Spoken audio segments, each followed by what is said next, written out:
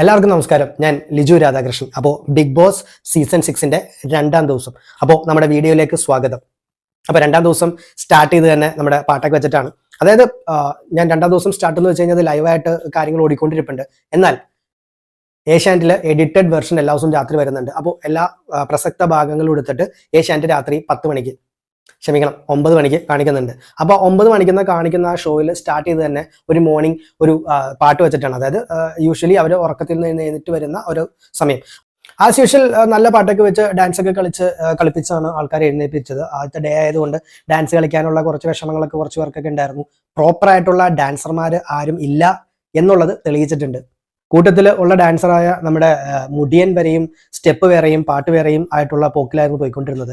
പിന്നെ അങ്ങോട്ട് നമ്മൾ കണ്ടത് കുറെ ഇഷ്യൂസ് ആണ് കാലത്തെ തുടങ്ങിയിട്ടുണ്ട്. അതായത് അടി ഓൾറെഡി 2ാം ദിവസം തന്നെ സ്റ്റാർട്ട് ആയിട്ടുണ്ട്. ജാൻമണി വേഴ്സസ് രതീഷ് ആയിരുന്നു ആദ്യത്തെ കുറച്ച് നേരത്തെ ഹൈലൈറ്റ്.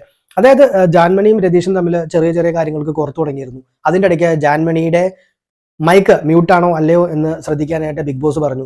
അത് രതീഷ് നല്ല രീതിയിൽ ഏറ്റെടുത്തു, നല്ല രീതിയിൽ ചൊറിഞ്ഞു. അതായത് അയ്യോ കണ്ടന്റ് നഷ്ടപ്പെട്ടല്ലോ എന്നുള്ള രീതിയിൽ കരഞ്ഞ് ഒച്ചപ്പാടും ബഹളമൊക്കെ ഉണ്ടാക്കി നല്ല വൃത്തികേടാക്കി ജാൻമണീനെ നല്ല രീതിയിൽ ഇറിറ്റേറ്റ് ചെയ്യിച്ചിട്ടുണ്ട്. അപ്പോൾ രതീഷ് ആദ്യത്തെ കുറച്ചു നേരം നല്ല രീതിയിൽ കസറി മുന്നോട്ട് പോയിക്കൊണ്ടിരിക്കുകയായിരുന്നു. അതായത് ഒരു ഷോ സ്റ്റീലറായിട്ട് തന്നെ രതീഷ് വളരെ നല്ല രീതിയിൽ എല്ലാ കാര്യങ്ങളിലും ഇടപെട്ടുകൊണ്ട് തന്നെ മുന്നോട്ട് പോവുകയായിരുന്നു. ഈ ജാൻമണിയായിട്ട് തന്നെ ഇഷ്യൂസ് സംസാരിച്ച് തുടങ്ങിയപ്പോൾ അതിനിടയ്ക്ക് ആരോ കയറി പറഞ്ഞു, കണ്ടില്ലേ കാലത്തെ ഇത്ര പവിത്രമായ നമ്മുടെ ഗ്യാസ് സ്റ്റൗവിൽ വന്നിട്ട് സിഗരറ്റ് കത്തിച്ചു ജാൻമണി എന്ന് പറഞ്ഞു. അതുകൂടി കേട്ടതോടുകൂടി രതീഷ് അത് ഏറ്റെടുത്തു. ആദ്യം തന്നെ അത് ഏറ്റെടുത്തിട്ട് ഈ ഒരു സിഗരറ്റ് ഗ്യാസ് കുറ്റിയിൽ നിന്ന് കത്തിച്ചു കഴിഞ്ഞാൽ ഈ ഒരു വീട് മൊത്തം കത്തിപ്പോവില്ലേ, അല്ലെങ്കിൽ ഒരു സിഗരറ്റ് ലൈറ്റർ ഇല്ലാത്തത് കൊണ്ടാണ് സിഗരറ്റ് അതിനകത്തുനിന്ന് കത്തിച്ചത്. അപ്പോൾ അത് കത്തിച്ചു കഴിഞ്ഞാൽ ഈ വീട് മൊത്തം തീ പിടിച്ച് ബാക്കിയുള്ള 18 പേരുടെയും ജീവന് അപകടമാകില്ലേ എന്നുള്ള രീതിയിലൊക്കെ രതീഷ് അതെടുത്ത് ഭയങ്കര വൃത്തികേടാക്കി, ഭയങ്കര ഒച്ചപ്പാടും ബഹളമൊക്കെ ഉണ്ടാക്കി ജാൻമണിയെ വളരെ നല്ല രീതിയിൽ ഇറിറ്റേറ്റ് ചെയ്ത് മുന്നോട്ട് പോയിട്ടുണ്ട്. പിന്നെ നമുക്കതൊക്കെ കേൾക്കുമ്പോൾ ഇതൊക്കെ ഇത്രയ്ക്ക് വലിയ ഇഷ്യൂ ആക്കേണ്ട കാര്യമുണ്ടോ എന്ന് നമ്മൾ വിചാരിക്കും. പക്ഷെ ഇത് ബിഗ് ബോസ് ആണ്. ഒരു ചെറിയ ഒരു ഗ്യാപ്പ് കിട്ടിക്കഴിഞ്ഞാൽ അവിടെ കയറി ഗോൾ അടിക്കാനും ക്യാമറ പ്രസൻസ് കിട്ടാനും അല്ലെങ്കിൽ ഒരു അറ്റൻഷൻ കിട്ടാനും എല്ലാവരും ശ്രമിക്കും എന്നുള്ളതാണ് ഈ ബിഗ് ബോസ് ഷോയുടെ ഒരു പ്രത്യേകത. അങ്ങനെ ചെയ്തില്ലെങ്കിൽ അവൻ പുറത്താവുകയും ചെയ്യും. രതീഷ് ഇത് വളരെ നല്ല രീതിയിൽ ഉപയോഗിച്ചു. ഞാൻ പറഞ്ഞല്ലോ ആദ്യത്തെ കുറച്ചു നേരത്തെ ഷോ സ്റ്റീലർ രതീഷ് ആയിരുന്നെന്ന്. രതീഷ് പിന്നെ കുറച്ച് കുഞ്ഞിക്കൂനം കാണിക്കലും ഒരു പാട്ട് പാടുകയൊക്കെ ചെയ്ത് നല്ല രീതിയിൽ ക്യാമറ പ്രസൻസ് നേടിയെടുത്തിട്ടുണ്ട്. അതായത് നല്ല രീതിയിൽ ഒരു ക്യാമറ അറ്റൻഷൻസ് അല്ലെങ്കിൽ ഓഡിയൻസിന്റെ അറ്റൻഷൻ കിട്ടാനായിട്ട് പുള്ളി നല്ല രീതിയിൽ പരിശ്രമിച്ചു. അതെല്ലാം നല്ല രീതിയിൽ ഹിറ്റുമായി. ഇതിന്റെ സൈഡിൽ പിന്നെ ആക്ടിവിറ്റീസിലൊക്കെ വന്നപ്പോൾ സുരേഷൊക്കെ ആയിരുന്നു. അദ്ദേഹം വീണ്ടും പഴയ ബിഗ് ബി അല്ലെങ്കിൽ അമിതാഭ് ബച്ചന്റെ സാധനങ്ങളൊക്കെ പിടിച്ച് തന്നെയാണ് മുന്നോട്ട് പോയിക്കൊണ്ടിരിക്കുന്നത്. കൂടുതൽ വലിയ സംഭവങ്ങളൊന്നുമില്ല, മിമിക്രിയൊക്കെ ആയിട്ടൊക്കെ തന്നെ മുന്നോട്ട് പോകുന്നുണ്ട്. ഒരു തണുപ്പൻ പ്രതികരണത്തിൽ നമ്മുടെ സുരേഷ് മുന്നോട്ട് പോയിക്കൊണ്ടിരിപ്പുണ്ട്. അങ്ങനെ ആദ്യത്തെ കുറച്ചു നേരത്തെ ഷോ സ്റ്റീലർ രതീഷ് ആയിരുന്നെങ്കിൽ പിന്നീട് അങ്ങോട്ട് കണ്ടത് ശ്രീരേഖയെ കൺഫെഷൻ റൂമിലേക്ക് വിളിക്കുന്നതാണ്. ബിഗ് ബോസ് ഈ തെരഞ്ഞെടുത്ത ആൾക്കാരിൽ നിന്ന് തെരഞ്ഞെടുത്ത ശ്രീരേഖയെ മാത്രം തെരഞ്ഞെടുത്ത് റൂമിലേക്ക് വിളിച്ചു. ആദ്യമായിട്ട് ആ റൂമിൽ കയറിയത് കൊണ്ട് ഒരു കടലമിഠായി കിട്ടി, അതുപോലെ തന്നെ ഒരു ഫ്ലവർ ഷവറൊക്കെ കിട്ടി. അപ്പോൾ പുള്ളിക്കാരിക്ക് അതൊരു ആക്ച്വലി ആർക്കും കിട്ടാത്ത ഒരു കാര്യം ശ്രീരേഖയ്ക്ക് കിട്ടി. അപ്പോൾ എന്തായാലും ഓഡിയൻസിന്റെ മുന്നിൽ അല്ലെങ്കിൽ നമ്മുടെ പ്രേക്ഷകരുടെ മുന്നിൽ ആ ഫേസ് ഒന്ന് രജിസ്റ്റർ ആക്കാനായിട്ട് ശ്രീരേഖയ്ക്ക് കഴിഞ്ഞു. അങ്ങനെ ശ്രീരേഖയ്ക്ക് അടുത്ത എന്താണ് ശ്രീരേഖയുടെ ദൗത്യം എന്ന് വെച്ച് കഴിഞ്ഞാൽ അടുത്ത ഒരു ഗെയിം, ആ ഗെയിമിന്റെ റൂൾസ് കാര്യങ്ങളെല്ലാം മറ്റുള്ളവർക്ക് പറഞ്ഞു കൊടുക്കുക എന്നുള്ളതായിരുന്നു. അതിനുള്ള കാര്യങ്ങളെല്ലാം കൊടുത്ത് വിട്ടു. അങ്ങനെ ശ്രീരേഖ പുറത്തു വന്നു. ശ്രീരേഖ പുറത്തു വന്നതിന് ശേഷം എല്ലാവരും ഒരു കൂട്ടമൊക്കെ കൂടി പുള്ളിക്കാരി ഇതെല്ലാം വായിച്ചു, കൃത്യമായിട്ട് പറഞ്ഞു കൊടുത്തു. റെഡ് കത്തുമ്പോൾ അതിൽ നിന്ന് ഇറങ്ങിയിട്ടുണ്ടാവണം, യെല്ലോ കത്തുമ്പോഴത്തേക്കും എത്തേണ്ടതാണ്, എത്തി തുടങ്ങേണ്ടതാണ്, ഗ്രീൻ കത്തുമ്പോഴാണ് അകത്ത് കയറി ബോൾ പിറക്കേണ്ടത്. അതായത് ഒരു ചെളിക്കുണ്ട് ഉണ്ടാക്കിയിട്ട് അതിൻ്റെ ഉള്ളിൽ കുറെ ബോളുകളുണ്ട്, അതിൽ നിന്ന് മാക്സിമം ബോൾ പിറക്കിയെടുക്കുന്ന ആളാണ് വിന്നർ. അപ്പോൾ ഈ റൂളുകളെല്ലാം പറഞ്ഞു കൊടുത്തു. പക്ഷെ നമ്മൾ മലയാളികൾ എപ്പോഴും റൂള് തെറ്റിച്ചിട്ടല്ലേ മുന്നോട്ട് പോയിട്ടുള്ളൂ, അല്ലെങ്കിൽ ട്രാഫിക് ലൈറ്റ് തെറ്റിച്ചായിട്ടാണല്ലോ നമുക്കൊക്കെ ശീലം. അപ്പോൾ ആ ശീലം എന്തായാലും ഇവരും മുന്നോട്ട് തന്നെ കൊണ്ടുപോയിട്ടുണ്ട്. അപ്പോൾ ഈ പരിപാടി എന്ന് വെച്ചാൽ അല്ലെങ്കിൽ ഈ ഫസ്റ്റ് ഗെയിം എന്താണെന്ന് വെച്ചാൽ ഈ ഗെയിം വെച്ചിട്ടായിരിക്കും ആ ഗ്രൂപ്പിലെ അല്ലെങ്കിൽ ഈ പുതുതായിട്ട് വന്ന ആളുകളിലെ ഹീറോയെ കണ്ടുപിടിക്കുന്നത്. ഒരു ക്യാപ്റ്റനെ കണ്ടുപിടിക്കും. അതുപോലെ പവർ, ആർക്കാണ് പവർ, ഈ തവണ ഒരു പവർ റൂം ഉണ്ട്.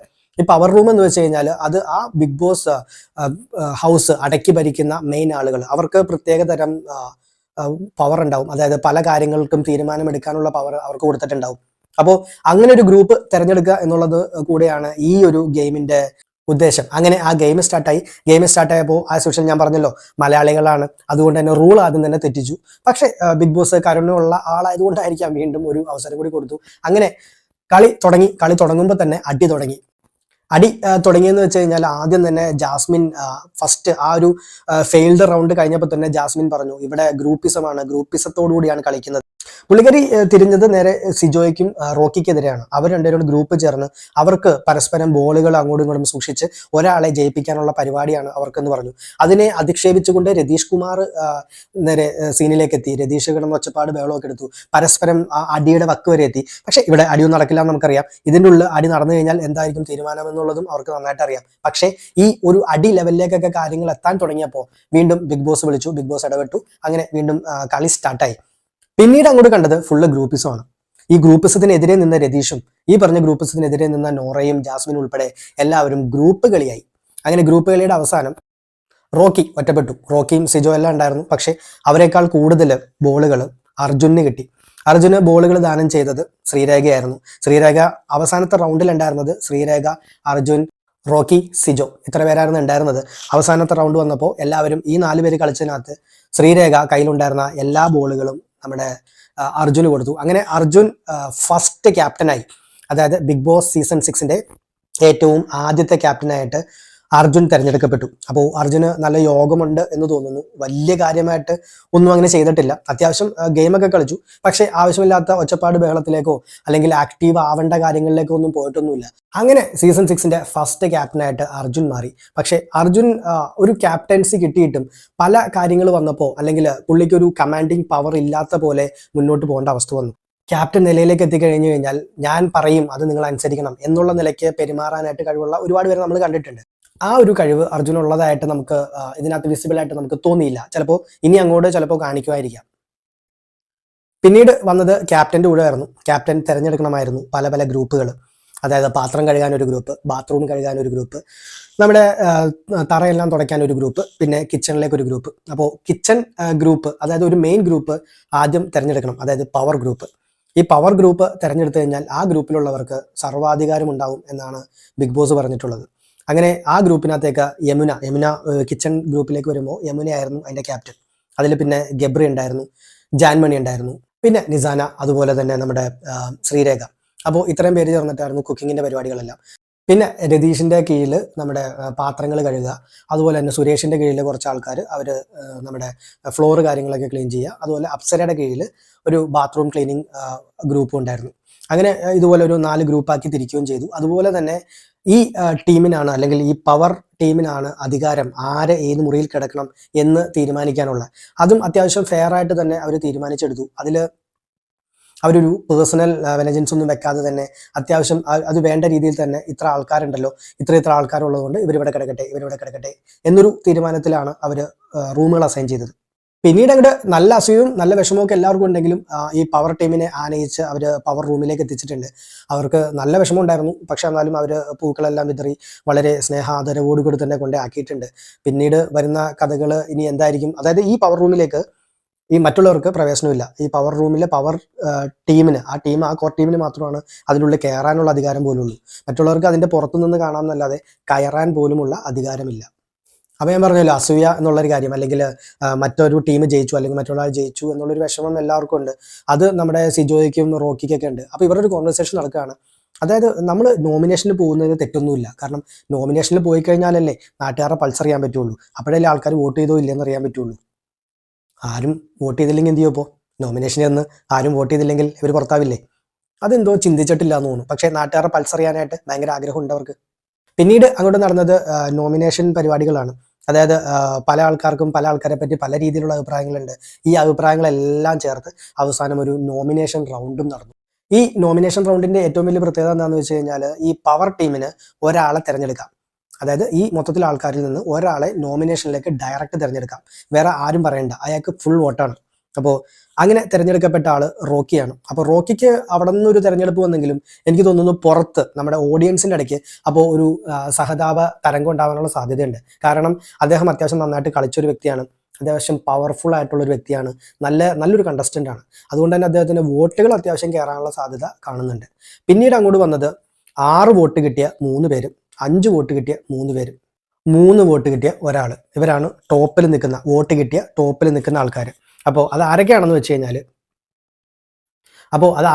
കഴിഞ്ഞാൽ ജിൻഡോ ജിൻഡോയ്ക്ക് 6 വോട്ടാണ് കിട്ടിയത്. 6 പേരും മാറ്റി പറയാതെ പറഞ്ഞൊരു കാര്യം, അതായത് ജിൻഡോ തീരെ ആക്റ്റീവ് അല്ല, ജിൻഡോ ഒരു കാര്യങ്ങളിലും ഇടപെടുന്നില്ല, അല്ലെങ്കിൽ ജിൻഡോ ഒരു കളിയിൽ ആ ഒരു ആക്ടിവിറ്റിയിൽ പോലും പ്രോപ്പറായിട്ട് പങ്കെടുക്കുന്നില്ല, തീരെ ആക്റ്റീവ് അല്ല, അല്ലെങ്കിൽ ആദ്യത്തെ ദിവസം വന്നപ്പോൾ വളരെ ആക്റ്റീവ് ആയിരുന്നു, പിന്നീട് അങ്ങോട്ട് പവർ നന്നായിട്ട് കുറഞ്ഞു എന്നുള്ളതാണ് ജിൻഡോയെ പറ്റി പറയുന്നത്.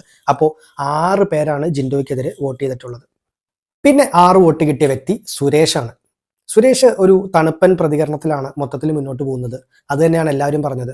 വലിയ കാര്യമായിട്ട് ഒന്നിലും ഇടപെടുന്നില്ല. പിന്നെ 1-2 പേര് പറഞ്ഞു അദ്ദേഹം ഭയങ്കര ഹോം സിക്നെസ് ഉള്ള ആളാണ്, അപ്പോൾ അദ്ദേഹത്തിന് പറ്റുന്ന സ്ഥലമല്ല ഇതെന്ന് തോന്നുന്നു എന്നുള്ള രീതിയിലൊക്കെ പറഞ്ഞു. അപ്പോൾ അദ്ദേഹത്തിനും കിട്ടി 6 വോട്ട്. പിന്നെ 6 വോട്ട് കിട്ടിയ മെയിൻ ഒരാളാണ് രതീഷ് കുമാർ. രതീഷ് ആണെങ്കിൽ വളരെ ആക്റ്റീവായിട്ടുള്ള ഒരു സ്ട്രോങ് കണ്ടസ്റ്റന്റ് ആണ്. അപ്പോൾ അതുകൊണ്ട് നല്ല രീതിയിൽ പേടിച്ചിട്ട് തന്നെ കുറേ പേര് രതീഷിനെതിരെ വോട്ട് ചെയ്തിട്ടുണ്ട്. അപ്പോൾ 6 വോട്ടിൽ ഈ 3 പേരും നല്ല കിട മത്സരത്തിലാണ്. അപ്പോൾ ടോപ്പ് 3 സ്ഥാനത്തിൽ ഈ തവണ 3 ആണുങ്ങൾ തന്നെയാണ്, സ്ത്രീകൾ ആരും അങ്ങെത്തിയിട്ടില്ല. പക്ഷെ എൻ്റെ തൊട്ട് താഴെ 5 വോട്ടായിട്ട് അൻസിബ നല്ല ചാടി നിൽക്കുന്നുണ്ട്. അതുപോലെ തന്നെ നോറ 5 വോട്ടായിട്ട് ചാടിപ്പോണ്ട്. ഇവർ രണ്ടുപേരും ആക്റ്റീവ് അല്ല എന്നുള്ളതാണ് എല്ലാവരും പറയുന്ന കാര്യം. അൻസിബയാണെങ്കിൽ ഒരു തണുത്ത പ്രതികരണമാണ്, നോറയാണെങ്കിൽ എപ്പോൾ പറഞ്ഞാലും സെന്റിമെന്റ്സ് ആണ്, കരച്ചിലാണ്, വേറെ കളികളൊന്നും കയ്യിലില്ല അല്ലെങ്കിൽ പ്ലാനിലില്ല എന്നാണ് തോന്നുന്നത്. പിന്നെ 5 വോട്ട് കിട്ടിയ ഒരു മെയിൻ ആളാണ് സിജോ. സിജോയെ എല്ലാവരും പേടിച്ചിട്ടാണ് ഈ 5 പേരും വോട്ട് ചെയ്തേക്കുന്നത്. അതായത് 5 പേരും കൃത്യമായിട്ട് പറഞ്ഞു സിജോ വളരെ സ്ട്രോങ് ആയിട്ടുള്ള ഒരു കണ്ടസ്റ്റന്റ് ആണ്, അതുകൊണ്ട് അദ്ദേഹത്തിനെതിരെ വോട്ട് ചെയ്യുന്നു, അദ്ദേഹം പുറത്തു പോയി കഴിഞ്ഞാൽ ഇവർക്കെല്ലാം ഗുണമാണ്. അപ്പോൾ അത് പേടിച്ചിട്ട് സിജോയ്ക്ക് 5 പേര് വോട്ട് ചെയ്തിട്ടുണ്ട്. അപ്പോൾ 5 വോട്ടുകളോടുകൂടി സിജോയും ലീഡ് ചെയ്ത് നിൽക്കുന്നു. പിന്നെ മാക്സിമം വോട്ട് കിട്ടിയ ഒരാൾ ശരണ്യാണ്. ശരണ്യയ്ക്ക് 3 വോട്ടുണ്ട്. ഒന്നിലും പങ്കെടുക്കുന്നില്ല എന്നുള്ളതൊക്കെ തന്നെയാണ് കാരണം. അങ്ങനെ ബിഗ് ബോസ് സീസൺ 6ന്റെ 2ാം ദിവസം അവസാനിക്കാറാവുമ്പോൾ നമുക്ക് മൊത്തത്തിൽ മനസ്സിലാവുന്നത് സിജോയും റോക്കിയും രതീഷും മറ്റുള്ളവരെ നന്നായിട്ടൊന്ന് പേടിപ്പിച്ചിട്ടുണ്ട്. അവർ നല്ല ആക്റ്റീവ് കണ്ടസ്റ്റൻസ് ആണ്, അല്ലെങ്കിൽ വളരെ പവർഫുൾ ആയിട്ടുള്ള കണ്ടസ്റ്റൻസ് ആണ് എന്നൊരു തോന്നലിലേക്ക് നാട്ടുകാരെ എത്തിച്ചിട്ടുണ്ട്, ഈ വീട്ടുകാരെ എത്തിച്ചിട്ടുണ്ട്. അപ്പോൾ അവരെ അത്യാവശ്യം നന്നായിട്ട് ഇവരെല്ലാം പേടിച്ചു തുടങ്ങിയിട്ടുണ്ട്. പിന്നെ ഈ ഒരു എലിമിനേഷൻ അല്ലെങ്കിൽ ഈ ഒരു നോമിനേഷൻ റൗണ്ട് കഴിഞ്ഞപ്പോൾ ജിൻഡോയ്ക്ക് കാര്യം മനസ്സിലായി. 6 വോട്ട് കിട്ടി. ഒന്നില്ലെങ്കിൽ ഞാൻ കൂടുതലായിട്ട് നന്നായിട്ട് ചെയ്തിട്ടായിരിക്കാം, അല്ലെങ്കിൽ വളരെ മോശമായിട്ട് ചെയ്തിട്ടായിരിക്കാം, ആക്റ്റീവ് അല്ലാത്തതുകൊണ്ടായിരിക്കാം ഉള്ള തിരിച്ചറിവ് പുള്ളിക്ക് ഉണ്ടായി. ആ തിരിച്ചറിവിന്റെ പുറകെ പുള്ളി പിന്നെ ഫുള്ള് ഷോ ആയിരുന്നു, കട്ടക്കലിപ്പായിരുന്നു. അതായത് കിച്ചണിൽ ആരാണ് മുന്നോട്ട് കൊണ്ടുപോകുന്ന ആൾക്കാർ, നിങ്ങളിടുന്ന ചായ കൊള്ളില്ല, ചായ വളരെ മോശം ചായയാണ്, ഇതുപോലത്തെ ചായ കുടിച്ചല്ല ഞാൻ വളർന്നത് എന്നൊക്കെ പറഞ്ഞ് പുള്ളി സ്റ്റാർട്ട് ചെയ്തു. അടി തുടങ്ങി, ബഹളം തുടങ്ങി. നിസ്സാര ഒരു ചായ കേസിൽ പുള്ളി അടി തുടങ്ങി. അപ്പോൾ അതിൻ്റെ ഇടയ്ക്ക് ഗബ്രി പറഞ്ഞു, ഉണ്ടാക്കി തരാൻ പറ്റുന്ന ചായയൊക്കെ ഉണ്ടാക്കുകയുള്ളൂ, വേണമെങ്കിൽ കുടിച്ചാൽ മതി, പറ്റില്ല പോടോ എന്ന് പറഞ്ഞു.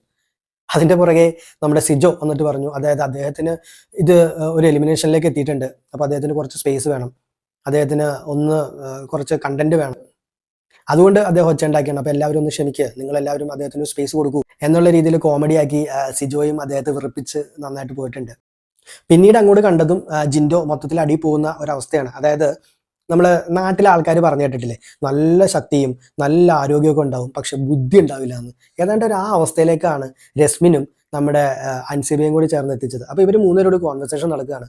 അപ്പോൾ ഇവർ പറയാണ്, ജിൻഡോ നിങ്ങൾക്ക് ബുദ്ധി ഇല്ലെങ്കിലും നിങ്ങൾക്ക് ശക്തിയില്ലേ, ആ ശക്തി വെച്ചിട്ടല്ലേ കളിക്കേണ്ടത്.